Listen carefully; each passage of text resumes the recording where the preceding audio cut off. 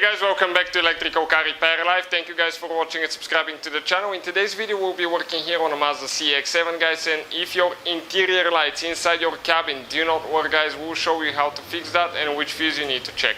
Now quick introduction guys, we'll have more than 200 videos on this car and every car we get at the shop, because our mission is to save you guys as much money as we can.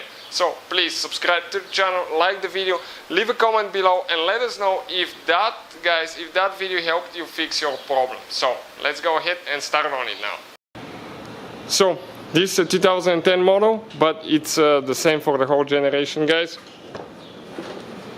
Okay, and let me show you now. I open the doors and these lights guys do not work. Okay, no matter what I do, they don't work. So now what do we need to check guys? Right here next to your steering wheel we have one fuse box guys. You open that cover and on the bottom now of that fuse box guys, the second fuse from left to right, not counting the empty one. 1, 2, so this fuse right here guys, this is the fuse for your cabin lights. Now we'll replace it with a new one, and you can find where we get our replacement fuses. The link will be in the description of the video below guys. Amazing deal on a whole bunch of fuses. We pull it out. Okay, we grab a new fuse now, we install it. Okay, super quick. We go ahead, close it, and now you can see our light started working immediately guys. So that definitely took care of our problem.